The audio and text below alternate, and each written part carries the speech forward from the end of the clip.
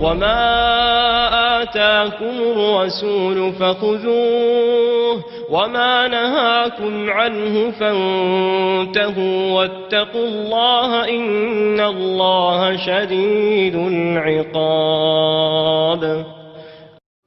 و آنچه را که رسول الله برای شما آورده است بگیرید و اجرا کنید و آنچه را از آن نهی کرده است خودداری نمایید و از الله بترسید، بیگمان الله سخت کیفر است.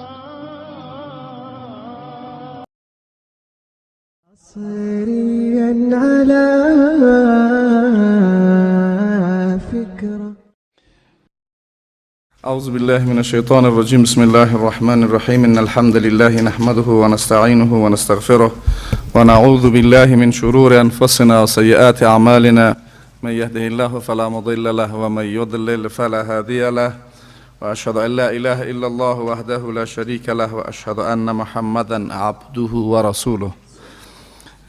الله متعال سپاس میگیم که باز هم بر ما توفیقی را داد که بر فهم شریعت الهی کنار هم جمع بشیم و از الله استدعا داریم که نیتهای ما را خالصانه بگردانه و فهم دقیق شریعتش را نصیب ما بکنه و توفیقی را نصیب ما بکنه که آنچه از دین الله متعال می آموزیم را عمل بکنیم و دیگران را هم به او دعوت بکنیم و برای حاکمیت دین الله متعال در جامعه بشری تلاش بکنیم.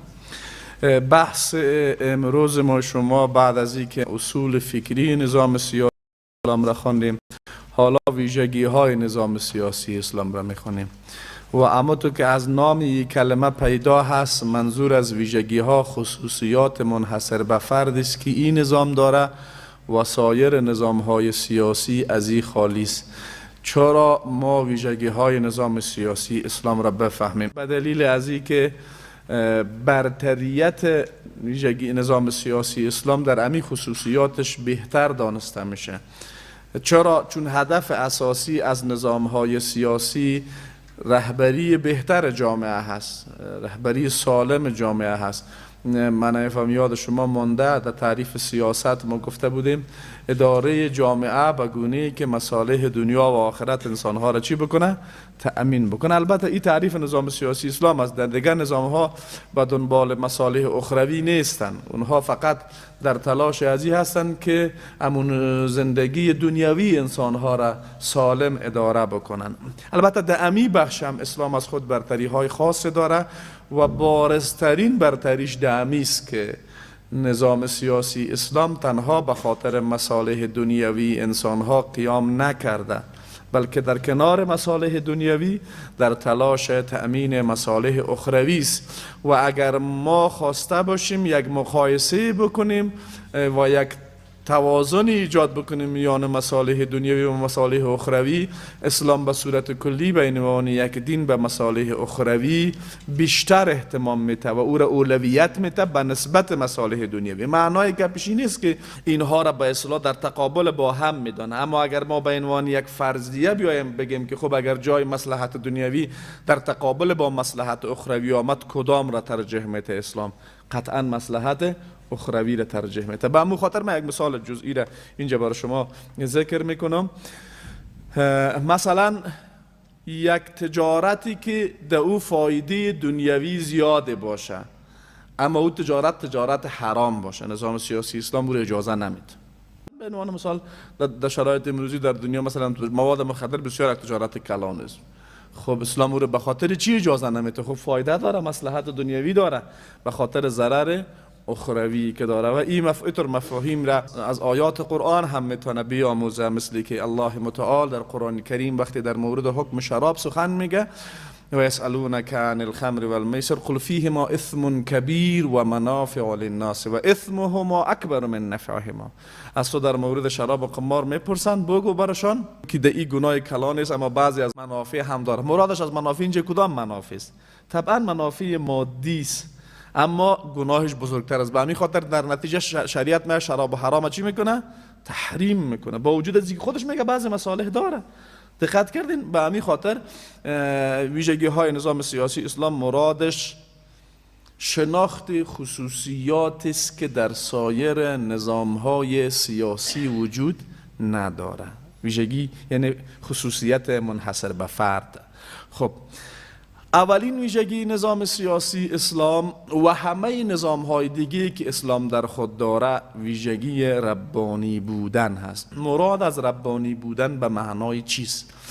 مفهوم ربانی بودن است که نظام سیاسی اسلام از لحاظ منشأ و مبدأ بر مبنای شریعت استوار هست که از جانب الله آمده.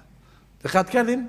مفهوم ربانی بودن نظام سیاسی اسلام از دید منشأ است، یعنی مبدأ ازی و منشأ ازی و احکامی که در این نظام گرفته بشه از کجاست؟ از شریعت. او شریعت از جانب کی آمده؟ از جانب الله تبارک و تعالی آمده. دقت کردین ان شاء الله؟ پس مفهوم گپش ایست. خب اینجا تقابلی که با سایر نظام‌های دیگه پیدا میکنه اسلام در ایست که سایر نظام‌های سیاسی موجود در دنیا بر اساس تجربیات و عقل انسان‌ها ساخته شده. دقت کردین؟ بر اساس فهم انسان ساخته شده، بر اساس نظر و دیدگاه یک انسان ساخته شده و طبعا همه نواقصی که در یک انسان وجود دارد در نظام ساخته شده از او هم طبعا می باشه. امکان نداره یک انسان ناقص از لحاظ عقلی، از لحاظ عاطفی، از لحاظ دانش و از هر لحاظ انسان ها ناقصن. هیچ کسی نمیتونه بیا ادعای از این بکنه که ما یک انسان کاملم. اینمی انسان وقتی یک نظام را می سازه در نظام ساخته شده از این کلی نواقصی که انسان وجود داره در او هم چی میشه؟ واضح وجود می داشته باشه و دیده میشه. و برعکس وقتی یک نظامی از جانب الله آمده پس همه کمال و برتری و خوبی هایی که در ذات الله وجود دارد در نظام ساخته شده از او هم لزوما باید باشه. مثلا الله متعال علم مطلق و کامل داره و هیچ چیزی از دانش الله بیرون نیست. خب پس در نظام سیاسی و در سایر نظام هایی که الله حکم کرده و او را بر ما ارسال کرده در این هیچ حکم جاهلانه وجود نداره. چرا؟ چون از جانب یک ذاتی آمده که علم مطلق داره. دقت کنید. اما در نظام های ساخته شده بشر چی؟ آیا بشر علم مطلق دارن؟ خیلی موارد نمیفهمن. پس همه اون موارد را که نمیفهمن یعنی نسبت به او جهل دارن در نظام هایی که اونا میسازن طبعا جهل در او هم چی میشه؟ دخیل میشه. الله تبارک و تعالی ذاتی است با عدالت مطلق. نسبت ظلم به الله محال است. دقت کردین؟ نسبت ظلم به الله چیست؟ محال است. چرا؟ چون حکم الله چیست؟ و تمت کلمت ربک صدقا و عدلا. حکم الله متعال صداقت کامل و عدالت مطلق داره. پس در شریعت الله متعال در هر نظامی که شریعت معرفی میکنه از جمله در نظام سیاسی اسلام هیچ ظلمی را شما پیدا کرده نمیتونین. برعکس در نظام های ساخته شده بشر طبعا ظلم میشه. چرا ظلم میشه؟ چون انسان نمیتونه عدالت مطلق را تأمین بکنه. دقت کردین؟ هیچ انسانی نمیتونه عدالت مطلق را تأمین بکنه. به همین خاطر یک قاعده کلی در ذهنتان باشه، هیچ وقت نظام های بشری در هیچ بخش نمیتونن عدالت تأمین بکنن. متوجه شدین؟ هیچ وقت در هیچ مورد نظام های بشری توانایی تأمین عدالت مطلق را ندارن، چون در توان بشر ساختن یک نظام کاملا عادلانه نیست. این علم را نداره، این توانایی را نداره. دقت کردید؟ اما در نظام الهی بله یک نظام است کاملا عادلانه و یک خصوصیت شما خودم حتی در مقابل دشمن هم عدالت فراموش نمیکنه. پس مفهوم نظام ربانی بودن از این بود است که این نظام از لحاظ منشأ و مبدأ از جانب کی آمده؟ از جانب الله متعال آمده. خب پس نتیجه ربانی بودنش میشه که این نظام با خود در تضاد و در تناقض واقع نیست. چرا؟ چون کسی که علم کامل داشته باشه نظامی را که میسازه از همه بخش‌هایش آگاهی داره. دقت کردین؟ اما کسی که علم اندک داشت در یک جای گپ میگه، در دیگه جای پس او چی میکنه؟ نقض میکنه. همه نظام‌های بشری همین رقم هستند. پس نظام‌های بشری با خود در تضاد است، اما نظام عادلانه الهی از تضاد چیست؟ مسئول هست و هر چیزی که از جانب الله باشه تضاد نداره. مثل که الله متعال در مورد قرآن کریم میگه ولو کان من عند غیر الله لوجدوا فیه اختلافا کثیرا. شما طبیعت بشر را ببینین، مثلا یک نفر بسیار خوب عالم باشه، کتاب نوشته کرده باشه، خیلی وقت آدم متوجه میشه مثلا یک آدم بسیار مشهور است، کتاب نوشته کرده، صفحه اولش گفته، صفحه 5 پس رو نقص کرده. این خصوصیت بشر است. گاهی وقت یک نفر، من بسیار وقت خودم متوجه بودم، مثلا یک نفر عمل سخنرانی کرده، در قسمت اول گپ گفته، گفته تا آخر گفته، گپ خلاص پس نقص کرده. این طبیعت بشر میرخه، مثلا آنچه که از جانب الله باشه او تضاد نداره. نکته دیگه است که این نظام بی‌طرف است. مرادش است که در نگاه الله متعال به انسانها به عنوان بنده‌اش است. خب الله متعال در زندگی بشر با ما دخیل نیست دیگه، نه که بیا مثلا به خاطر او یک منسوب به یک قوم خاص باشه، منسوب به یک نژاد باشه، منسوب به یک منطقه باشه و طرفداری از او بکنه. دقت کردین؟ یا منسوب به یک طبقه خاص باشه. الله متعال ذاتی بی‌نیازی مطلق، او ذاتی که بی‌نیاز مطلق نبود خدا بوده نمیتونه و هدفش از نزول شریعت تأمین مصالح بنده ها هست. پس نظامی را که ساخته، قانونی را که ساخته برای همه ساخته. تو نبوده که مثلا برای عرب ها یک فضیلت قائل باشه، برای عجم ها نشده باشه. سیاه پوستا را گفته باشه شما خیلی خوبین، سفید پوستا را گفته باشه شما بسیار بدین، یا مثلا دیگه معیارهای دیگه‌ای که در میان بشر هست. اما انسان ها وقتی یک نظام را میسازن، بخوای نخوای آنچه که متعلق به خودش است، آنچه متعلق به خودش است چی میکنه؟ فایده خود بیشتر مد نظر میگیره. دقت کنید، من مثال عینی بر شما بودم. در این روزا جنجال سر صدا سر چیز نه، سر ماشو فلانی به مدانی گپا زیاد. جالب بود روزی امو یک مصاحبه رئیس بودجه وزارت مالیه که دو سخنگوی مصاحبه داشت، نه برای او پرسان کرد که خوب کارهای تو بر اساس محاسبه است؟ گفت بله. گفتم این محاسبه از کجا یاد گرفتی؟ من ایران که چی بگم؟ گفت خود خانه یاد گرفتم. گفتم مکتب چی؟ گفتم مکتبم یاد گرفتم. گفت امو استاد ریاضی که برای تو تعلیم داده محاسبه را آل آمدی در یک جای رئیس شدی، ماش از امو چند است؟ تو 25 برابر از او ماش میگیری. کجای از یادم؟ گفت از این گپ بگذاریم. چرا بگذاریم؟ خب نتا قال میشه. گفت چرا بگذاریم؟ از این گپ چرا بگذاریم؟ تو اصلا چی کردی؟ او کسی که تو را تعلیم داده، او ماش از او بیچاره چند است؟ 7000 یا 8000 یا 5000. تو 25 برابر از او ماش میگیری. قد قوارض هم چندان چیزی نیست که میگن از قد قوارض به تو ماش میده. چی میکنی؟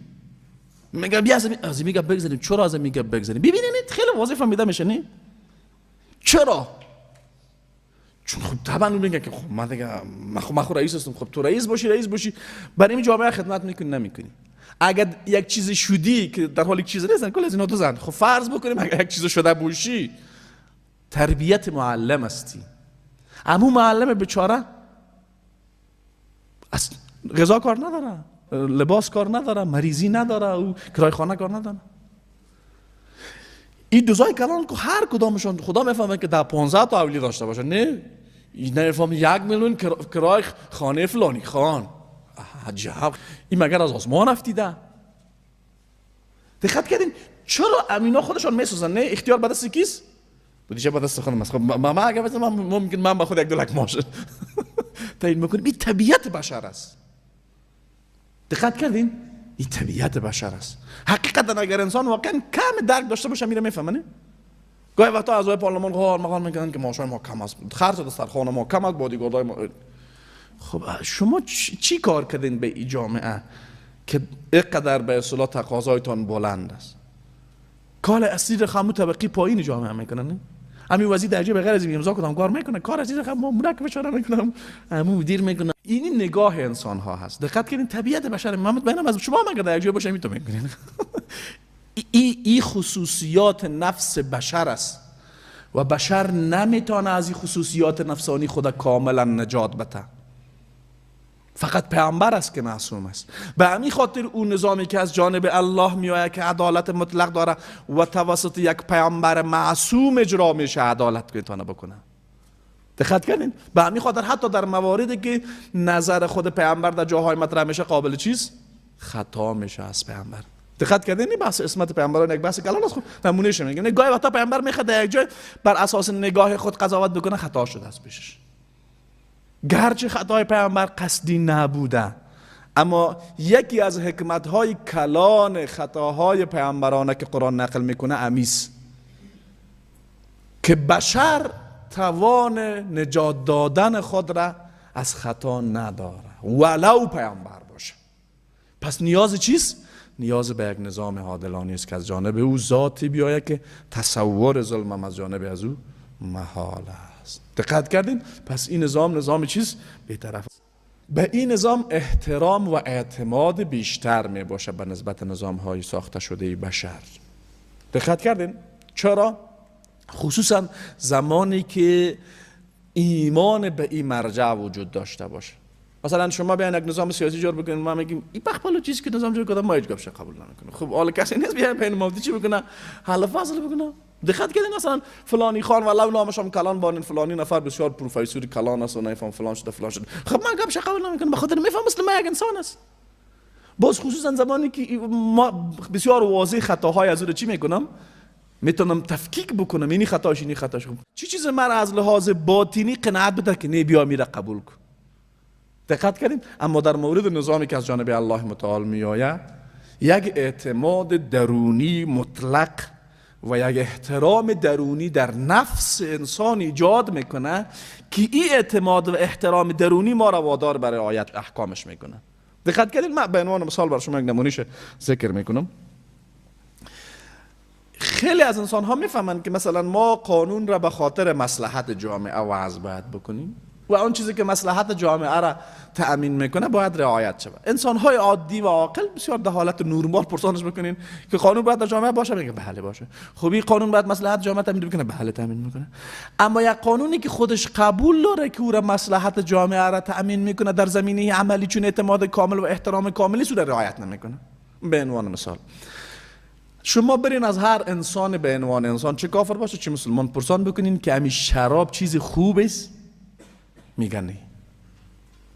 متوجه شدین؟ خب وقتی چیز خوبی نیست در جامعه اجازه داشته باشه یا ممنوع باشه؟ طبعا میگه چیز خوبی نیست باید ممنوع باشه. دقت کردین؟ اما وقتی اینمی ممنوعیت از یک مرجع بالاتر نمیآید که پیش انسان یک مرتبه روحانی و بلندتر داشته باشه رعایت نمیشه.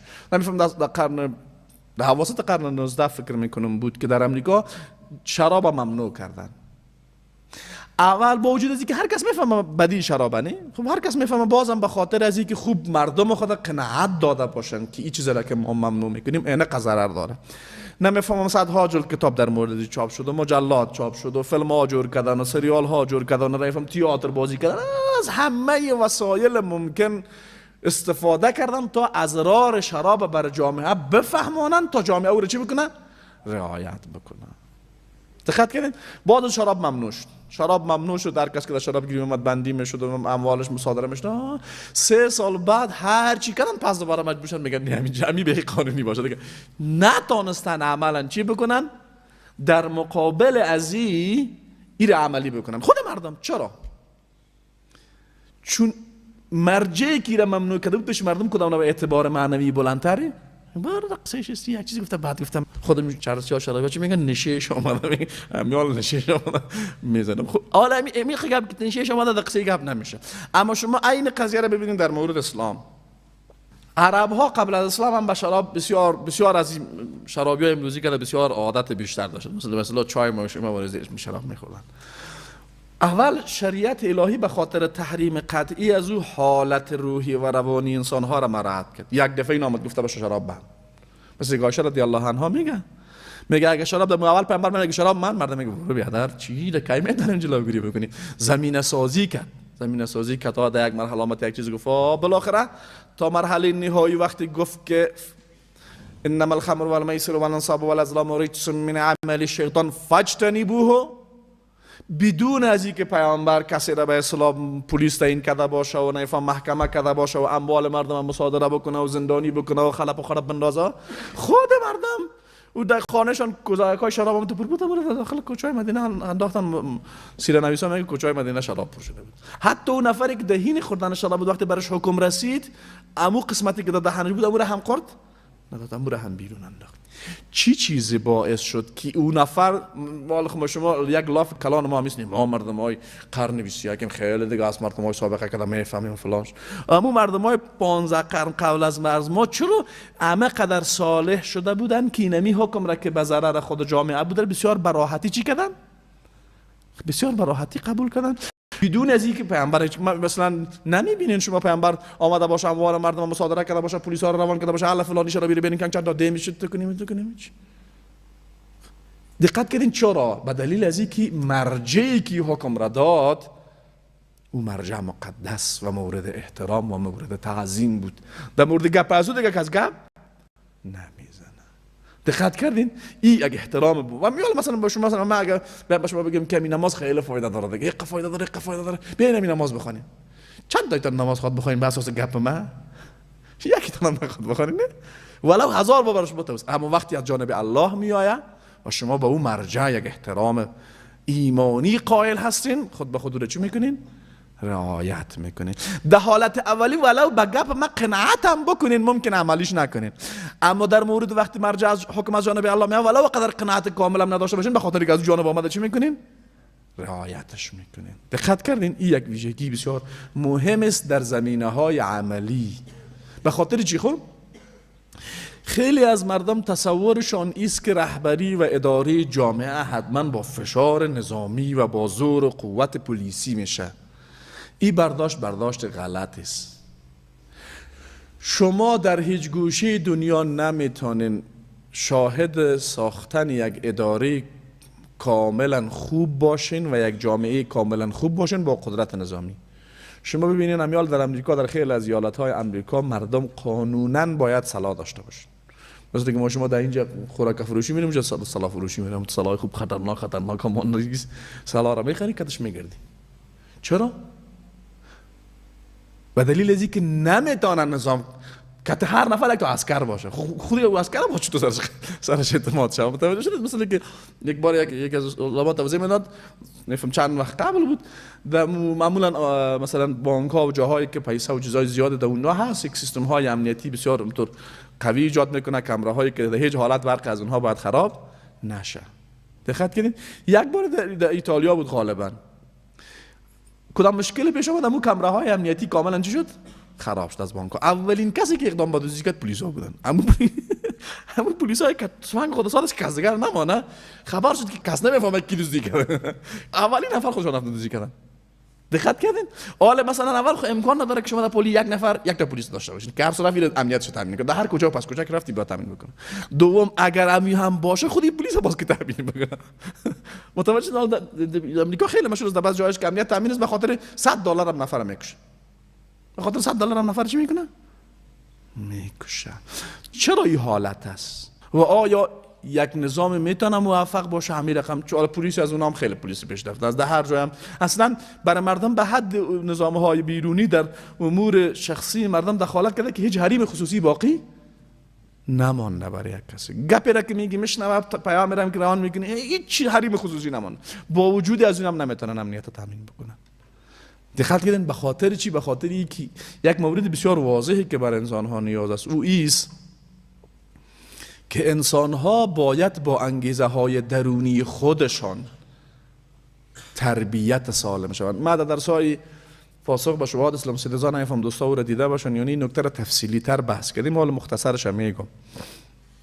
برای اصلاح یک جامعه تنها داشتن یک نظام مقتدر و دیکتاتور کافی نیست.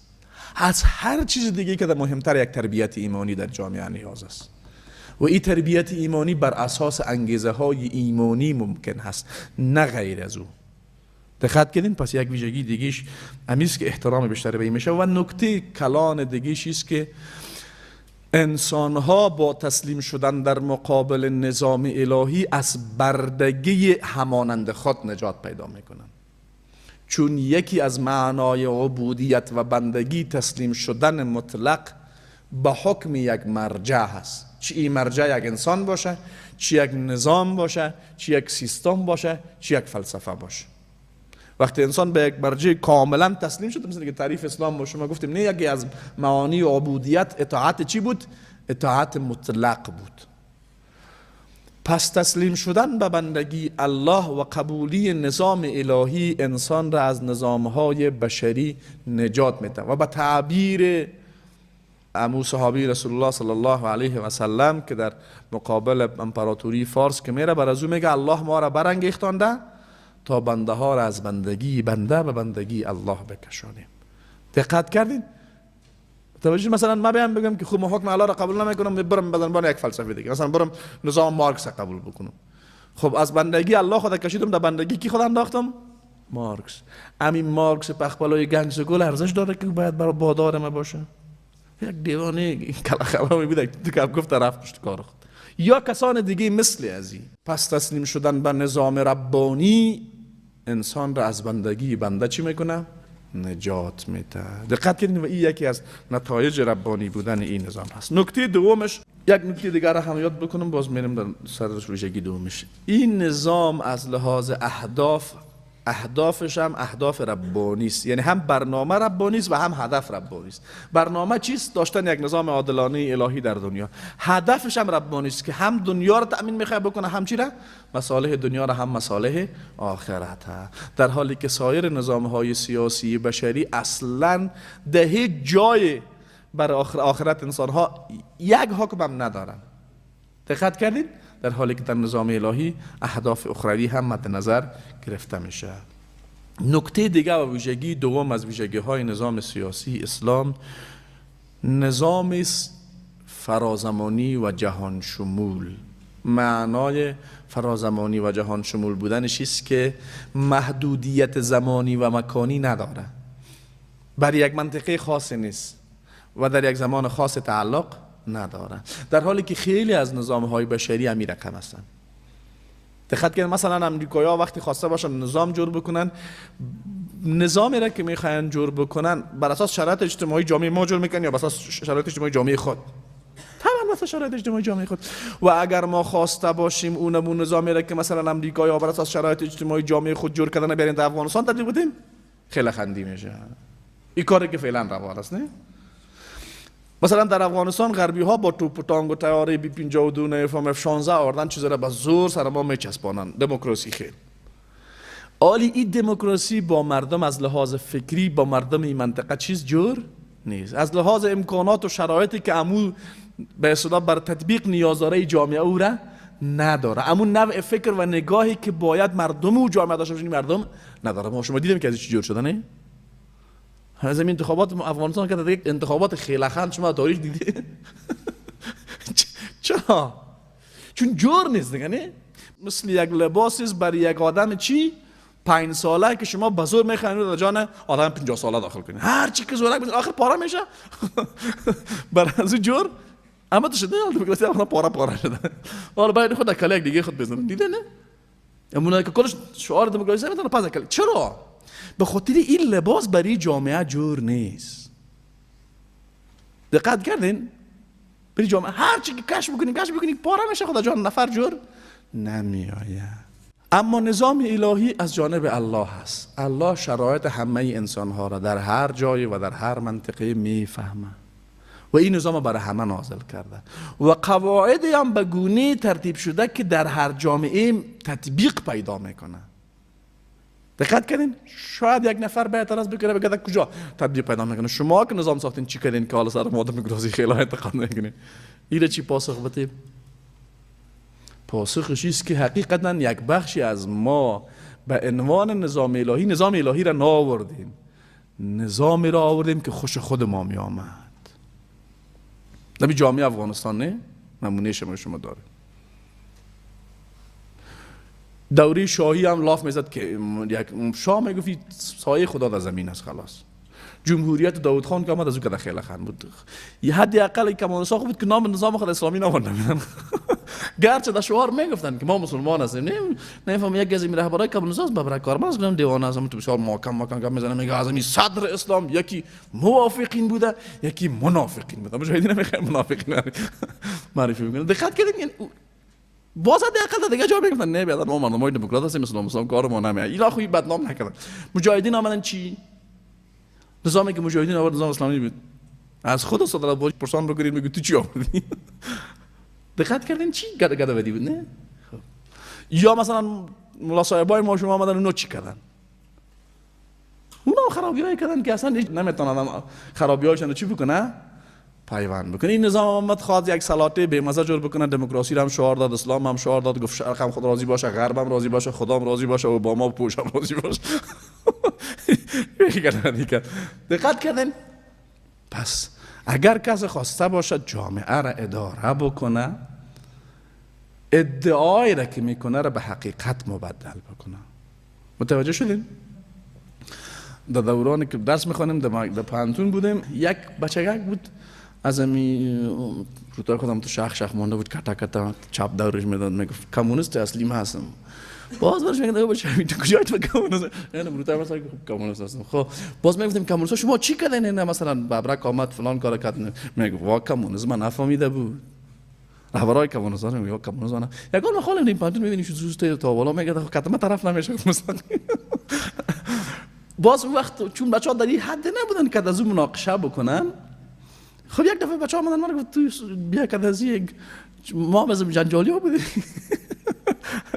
یک دو مجلس رفتیم باشه اون نیامد یا برابر نشدیم، خلاصه مستقیم نشد صحبت بکنیم. من یک دو سه ورق نوشته کردم در مورد کمونیسم و جنایاتی که کمونیست‌ها داشتن. چند وقت پیش اومدم بین کتابا دیدم والا خوب چیزا نوشته کرده بودیم، ما سابقه کمی شد. اونم بسیار کار کرده بود بین معاصرین، کار کرده بود که خب معاصرین گرم هستن، نه که تو بگی حالا اینجا یک گپ نواز زود کردن میرن. اونایی که نمی‌مونن باشن بندون بسیار زود گرمن. این پوش نمی‌تونن که اسلام از کفر فقط یک اینجا درس است که گفته شده که بسیار گپای خوبش میرم تو میدم دیگه. اما چند ورق نوشته که بین معاصرین نشر کردیم، الحمدلله اینقدر تاثیر کرد که اصلا من باورم نمی‌آمد. دقت کردیم من یک قسمتش تو یک کمی کلمات گاهی وقتا تند میگم. من گفتم که کمونیسم او طفاله است که بشریت او را طف کرده، خلاص شد دیگه، یکان تو پس میخوانم او طف خدا بخورن. گاهی وقتا بچه‌ها از یک گپ باز شوخی جور میکنن. باز هر جایی که کس در مجلس پس از کمونیسم میگه آی میخوام با طف. خب هدف گپ میست که او میگفت که بله که این کمونیست‌ها اصلا کمونیست نبودن، این کمونیست بسیار بدنام کمونیست ما میگیم نه فلانی اومدن حساب بدن او یک نبرد کمونیست بود میگم. خب عالمو کمونیست اصلی خیلی شما از کجاست؟ حداقل ما خود داریم نه شور بخوریم میگیم خلافای نشید ما چه کنن. استالین خوب حکومت کرد. شما یک بار تاریخ استالین در روسیه ببینین. ما گاهی وقتا یگان فیلم‌های تاریخی یا هنری میبینم، مثلا وقتی کسی خواسته باشه اوج به اصطلاح دیکتاتوری را نشان بده میگه این استالین واره کار میکنه. نه جنایات از او خبیثا به حدی بود که اصلا آدم نمیتونه نامش بگیره. 11 میلیون را بر اساس آمار حداقل رسمی تنها مسلمان در روسیه کشتن. 11 میلیون انسان. حکومت هم نمیشه. در افغانستان هم خرای کلانش میگفتن که از این رهبرای کمونیست میگفت من 3 میلیون کار دارم کمونیست دیگه کارش در تلفات. این حکومت کردن است. در حالی که در اسلام ببینین در اسلام شرط برای حکومت کردن نیست که اتباعش همگی اسلام قبول داشته باشن.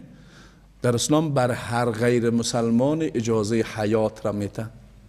نه تنها اجازه حیات را میده، همه حقوق انسانیش تأمین میکنه. نه تنها همه حقوق انسانیش تأمین میکنه، از یک غیر مسلمان تابع حکومت اسلامی تا آخرین حد دفاع میکنه. میفهمین؟ یک غیر مسلمان تابع حکومت اسلامی باشه و یک کشور غیر اسلامی به خاطر گرفتن از اون غیر مسلمان در جامعه اسلامی حمله بکنه، مسلمان ها کلش سرشان فرض از او دفاع بکنن. میفهمین؟ سرشان فرض از او دفاع بکنن. این نیست نظام الهی، این نیست نظام عادلانه، این نیست نظامی که بر اداره بشریت نازل شده. متوجه شدین؟ آل وارنه که ما نظام اسلامی سیم اول مسلمان ها را میزنن دیگه، کافرها کلی که خلاص شده، کافرها دامستان خلاص شدن، اول علما را باید بزنن، دعوتگرا را باید، یک دو سه نفر مسلمان های نیچه مسلمان هم در میکابل اول ما باید زده شد. ما نظام الهی میاریم. واقعا این انصاف است، این عقلانیت است. ما خوانا میبینم در این تو جای انصاف و عدالت نظام الهی را. خب پس این نظام بر یک زمان خاصی نیامده، بر یک مکان خاصی هم نیامده، بر همه زمان ها و بر همه مکان هاست. چرا؟ چون از جانب الله آمده و الله شرایط زندگی همه انسان ها را در هر حالتی میفهمه و قواعد را هم وضع کرده. دو نوع هست: قواعد کلی که در هیچ حالت تغییر نمیکنن و بعضی وقتا شرایط اجتماعی وقتی تغییر میکنه برای خود انسان ها چی داده؟ اجازه اجتهاد را داده به خاطر حل او تفاوت ها و تغییراتی که از نیازهای زندگی بشر هست. نکته دیگهش نظام است متوازن و معتدل. این خصوصیت از خصوصیات است که در کل اسلام وجود داره و در این باب دقت بکنین. مفهوم اعتدال و توازن در نظام اسلام و در نظام سیاسی اسلام به صورت معین در چیست؟ انسان ها به صورت خلقتی دو بخش داره حیاتشان. یکی بخش مادی زندگی و حیات انسان ها، دوم بخش معنوی زندگی انسان ها. و انسان موجود است دو بعدی، هم نیازهای مادی داره هم نیازهای معنوی داره. توجه به یک بخشش و فراموش کردن بخش دیگی از این باعث برهم خوردن توازن زندگی انسان ها میشه و انسان ها را به طرف چی میبره؟ به طرف خرابی میبره. اگر یک نفر بره تنها به دنبال نیازهای مادی و نیازهای معنوی را فراموش بکنه، این نمیتونه موفق بوده باشه. یا مثلا بره به دنبال نیازهای معنوی نیازهای مادی را فراموش بکنه. غالبا نظامهای بشری که ساخته شده به دنبال نیازهای مادی انسان ها بودن و نیازهای معنوی انسان ها را فراموش کردن. شما در هیچ نظام فلسفی بشری که ادعای ایره داره بر اداره جامعه ساخته شده، در اونا اصلا نمیبینین که به نیازهای معنوی انسان ها توجه شده باشه. شما میبینین کدام نظام بشری آمده کدام نظام عبادی داره گفته که اینی عبادت بکنین؟ اصلا نداره، کاملا فراموششان شده. یا اصلا رو بیخی نادیده میگیره. و برعکس روحیه غالب حاکم در ادیان به گونه بوده، یا اگر در اصلش تو نبوده توسط پیروانشان به گونه ساخته شده که بیشتر متکی باشن برای تأمین نیازهای معنوی و نیازهای مادی را چی کردن؟ اغلبا فراموش کردن. مثلا هندویزم یک دین است. توجه شدین؟ شما وقتی رو میبینین به حد سر نیازهای مادی معنوی پافشاری داره که هر چقدر از لحاظ ظاهری گپت خراب بود میگه مشکل نداره تحملش کن. بودایزم عین گپ، مسیحیت عین گپ. دقت کردین؟ مثلا ازدواج یک نیاز ابتدایی زندگی و حیات بشر است. در مسیحیت شما این حق نداره. در بودایزم خب به حد ریاضت‌های طاقت فرسا را باید یک نفر تحمل کنه. و شما خود در روزه فقط از طرف روز نمیخوریم، اونا باید روزها و هفته های چیز باید نخوری. مگه ما در حال چیستم؟ کشتن نفس خود هستم. نه؟ همین یک تعبیرهای میکنن در بین همین اصطلاحات و همین مفاهیم در جریان تصوف از همونها آمده. دقت کردین؟ از بودایزم، از هندویزم، از نفهم مسیحیت، یعنی ما میگه ما قصه نفس نیستیم، نفهم باید هم تو چرک و چتل بگردیم و فقط یک چند تا چپن داشته باشیم، دیشمون دراز باشه و دی خودم نشویم و میویم هم چرک باشه و باز یک دانه سوته در دست ما باشه، باز ما چی میشیم؟ به جای رسیده. همین چی ملنگ است میگیم به جای رسیده. مردم دوستشون پسر میگن این میگه به جای رسیده. چی به جای چی؟ کجا جای رسیده؟ کد سنگی رسیده؟ نفهم. نگه نه پیش خدا رسیده. پیش خدا ولی چه آدم چرک نمیرسه. یکی از شرایط عبادت چیست؟ طهارت است. آدم میگه چرک پیش خدا اصلا رسیده؟ اما چرا تو میکنن؟ چون نگاهشان همیست که مثلا من اگر به نیازهای مادی وجود خود توجه کردم دیگه از خدا چی میشم؟ دور میشم. در حالی که اسلام چی کردن؟ اول یک تناسب بسیار معقول میان نیازهای مادی و معنوی ایجاد کردن و گپ کلانترش او چیزهایی را که انسانها تصور میکنن نیازهای محض مادی است، اسلام اونها را معنوی معرفی کردن. مثلا ما چرا نماز میخوانیم؟ خب ثواب ببریم. امی ثواب شما میتونین در نکاح هم به دست بیارین. صدقه بتین، درست است؟ ثواب ببرین. وقتی با خانمتون هم نزدیکی بکنین چی ببرین؟ ثواب ببرین. خب این ثواب خیلی خوب. دقت کردین؟ اینجا نوع نگاهی که انسان به زندگی و حیات می داشته باشه توسط اسلام چی میکنه؟ کاملا تغییر میکنه. ازدواج در خیلی از ادیان چی معرفی میشه؟ یک نیاز محض مادی شهوانی. اسلام امیر معنوی معرفی میکنه. گاه وقتا حکم نکاح واجب است. یعنی چی؟ یعنی از کلی سنت ها مستحبات کرده مهمتر میشه. دقت کردین؟ و هر امری که متعلق باشه. مثلا وقتی میگه که شما وقتی به دهن همسرتان یک لقمه نان میگذارین، همین چیز در کنار از اینکه یک استایل است، یک صدقه. متوجه شدین؟ اینا مفاهیمی است که اسلام فقط معرفی کرده ایده. خب آله این چی ربطی داره به نظام سیاسی؟ رهبران سیاسی در جامعه امور رقمی که مکلفن به خواسته های مادی زندگی انسان توجه بکنن، به عین ترتیب مکلف هستن به خواسته های چی توجه بکنن؟ معنوی توجه بکنن. امور رقمی که رهبران سیاسی مکلف هستن که باید مثلا برای ما سرک و نفهم شفاخانه و مکتب و فلان و فلان جور بکنن که اینا ضروریات زندگی دنیوی ماست، به عین ترتیب لازم است سرشان برای ما مسجد جور بکنن و عبادتگاه ها رو جور بکنن و مثلا مدارس جور بکنن. دقت کردید اینا چیستن؟ با یک توازن معقول باید مورد توجه قرار بگیره. توجه منظورم شدین؟ ای که مثلا ما بیایم مثل گروز دیگه هم برای شما گفتیم، نه مثلا ما بیایم تعلیمین بسیار خردسن مکتب هم مجبور بکنیم که لنگی که نداشتی مکتب آمدن نمیده، کتاب هدایه را برازو گفتیم که بچاره بلند نتونه. این غلط است. امور رقم باز یک متعلم مکتب محصل پانتون که در دیگرش درس میخونه رو بگیم برو دیگه تو بیخی بدین غرض نیست، این هم غلط است. دقت کردیم؟ یک تناسب معقول ایجاد بکنیم در همه ابعاد زندگی. این ویژگی است که نظام سیاسی اسلام داره و رهبران و زمامداران سیاسی مسلمان مکلفن به این باید توجه بکنن. زمامداران مسلمان مکلف هستن وقتی برادر مسئولیت میده که باید در شریعت تخصص بگیری، این برادر دیگر باید مکلفیت بده که در کامپیوتر ساینس هم باید تخصص بگیری. دقت کردین؟ این که کلگی ملاشه، خب دیگه بخشا رو کی پیش ببره؟ این که کل مردان دیگه بخشا مسئول شدن، خب بخشای علوم دینی رو کی پیش ببره؟ اما تو عمومی دقت کردین؟ همون تو دیگه مثلا ما در جامعه به خاطر نوشتن کتاب‌های در علوم مادی تجربی نیاز داریم، عین در علوم دینی هم نیاز داریم. برهم زدن این توازن خلاف شریعت است، ولو به نیت خیر باشه. دلیلش چیست؟ اما عملکرد سه نفر اصحاب پیامبر صلی الله علیه و سلم پیش پیامبر من یکیش میگه من هیچ دیگه ازدواج نمیکنم، دیگهش میگه من نمیفهم با زنها نکاح نمیکنم، دیگهش میگه من هیچ شبها استراحت نمیکنم، دیگهش میگه من روزا میگیرم. پیامبر صلی الله علیه و بسیار قار میشن. حدیث بارها شنیدین. شما به مفهوم حدیث دقت بکنین. رسول الله صلی الله علیه و سلم ناراحت میشه، من خطبه میتونم میگه قسم به الله متعال، اول من از همه شما عالم ترم، که فکر نکنید ما چیز فهمیدیم پیامبر نمیفهمه.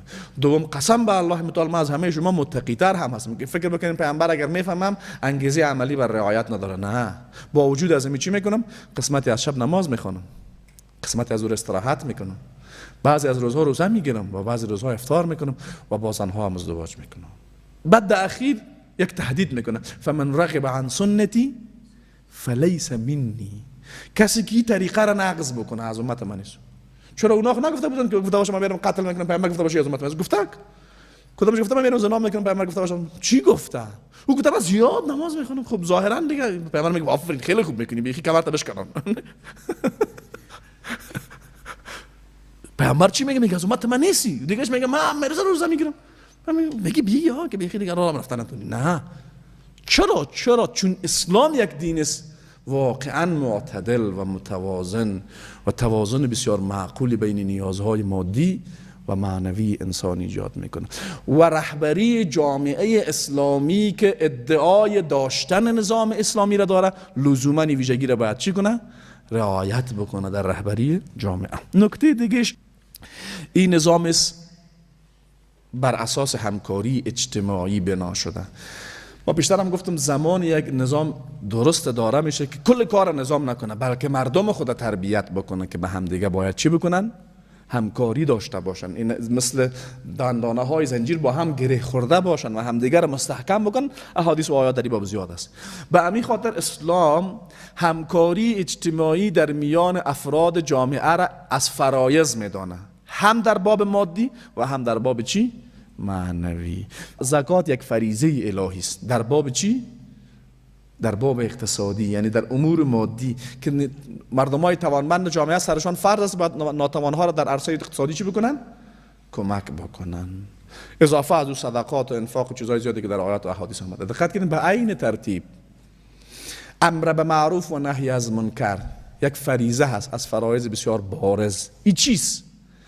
امر به معروف و نهی از منکر بارزترین نمادی از همکاری معنوی در میان افراد جامعه است. یعنی چی؟ یعنی من هم خودم خوب باشم و هم دیگرها را به خوبی امر بکنم و در انجام خوبی ها باید کمک بکنم. دیگرها هم خودشان خوب باشن، هم مرا به خوبی ها امر بکنن و در انجام خوبی ها هم به ما چی بکنن؟ کمک بکنن. و تعاونوا علی البر و التقوى ولا تعاونوا علی الاثم والعدوان. دقت کردین؟ ولتکن منکم امة یدعون الی الخیر و یأمرون بالمعروف و ینهون عن المنکر. پس ساختار جامعه اسلامی حق دارم که پیامبر میگه مثل یک جسد واحد است. مثل یک جسد چیست؟ من حق ندارم بگم این برادر با ما چی خدا کنه که هر بده میکنه. نه، او هم حق نداره برام بگه اینطور. بلکه اگر نیاز مادی داشت سر من لازم است، داره پدرم یک پیش باید برازو بود. اگر کار بده میکنه من باید دستش بگیرم، نگذارمش که کار بد. عین حق مثلا از او دارم. وقتی من گرسنه هستم و راحت خواب میشه، او ایمانش مشکل داره. او همسایه‌ای که با شکم سیر میخوابه و در پالیش همسایه گرسنه هست و غذای خوردن خودن داره، ایمان نداره. مفهوم حقیقی ایمان در قلب از او جا نگرفته. او سرمایه‌دارهایی که اما با موتورهای شخصی خود بغ و باغ کرده او سوس تیر میشن و چشمشان به او فقیر و نیازمندی که غذای خوردن خودن نداره و او پیچ سفید زنی که دستش به دست برای مردم دراز است و به او توجه نمیکنه. این مشکل ایمانی داره. خب این خود در سطح عموم مردم است. رهبری جامعه چی؟ سر رهبری جامعه مکلفیت مستقیم است. سر دیگران مکلفیت چیست؟ فرض کفایی است. سر رهبری جامعه فرض عین است. دقت کردین؟ برای تعیین یک بخش به خاطر امر معروف تشکیلات دولت اسلامی بر اساس نیاز جامعه ساخته میشه. نه خب اون تشکیلی که در قرآن کریم صراحتا ذکر شده باید در دولت اسلامی باشه امر معروف است. ولتکن منکم امه، بعد از بین شما یک گروه باشه، کی تعیین کنه؟ دولت باید تعیین بکنه. یعنی یک تشکیل باید برش بتن. دقت کردین؟ این نیاز جامعه است. تشکیل گوات ممکن ضرورت به یک ریاست باشه، گوات ضرورت به یک به اصطلاح وزارت شه. باید باشه. دقت کردین؟ یا عاملین که قرآن کریم ذکر میکنه در تقسیم بندی مستحقین زکات، نه عاملین کی تعیین میکنه؟ دولت تعیین میکنه. پس همکاری اجتماعی در بعد مادی و در بعد معنوی چیست؟ یک نیاز اساسی جامعه انسانی است و این نشان میده که خصوصیتی است که نظام اسلام در بین اتباع خود ایجاد میکنه. و دیگر نظام عاری از تعصب نژادی و قومی و زبانی هیچ کدام از اینا در اسلام نیست، بلکه اسلام همه انسان ها را از یک نگاه میبینه. همه انسانن و همه اولاد آدمن با وجود تفاوت های زبانی و قومی و نژادی. همه اینا دلیل بر برتریت نیست، وسیله برای شناخت است. نکته دیگهش، نکته اخیرم فکر میکنم هست، نظام سیاسی اسلام یک ویژگی بارزش است که نظام است مبتنی بر ارزش‌های اخلاقی. در اکثریت نظام‌های سیاسی بشری چیزی به نام ارزش اخلاقی وجود نداره. به اصطلاح دیگه میگه هدف وسیله رو توجیه میکنه. تو که نیتت خیر بود، هر بدی که دی خیر فرقی نمیکنه. و چیزی به نام ارزش‌های اخلاقی ندارن. شما دیده باشین مثلا در همین وقتا نظام‌های غربی دیده باشین وقت انتخابات میشه، باز کمپاین انتخاباتی میشه، مناظره میشه، چیزایی نیست که دیگر نمیگن. نه دیدن دیگه همون کاندیدی که در امریکا کاندید زن کی بود؟ چی بود؟ هیلاری کلینتون بود. نه من میشنیدم که چیزایی که براش میگفتن، اما قمان نبود که فقط مستقیم یک فحش ناموسی بزنن براش بتن خلاص. حریم خصوصی نداره، تهمت بر علیه یک دیگه میکنن. دروغ بیخی عادی است. تهمت کردن خیلی بیخی افتخار است. غیبت کردن خیلی بیخی از فرایض از این نظام ها شده. در حالی که در نظام سیاسی اسلام همه احکامی که در نظام اخلاقی اسلام ممنوع است، در عملکردهای سیاسی هم ممنوع است. دقت کردین؟ همه اموری که در نظام اخلاقی اسلام ممنوع است، در نظام سیاسی اسلام هم چیز. این یک ویژگی بارزش است. دقت کردین ان شاء الله. و این ویژگی است که در هیچ نظام دیگه از نظام‌های سیاسی نداره. سبحانك اللهم ربنا وبحمدك نشهد ان لا اله الا انت استغفرك واتوب اليك.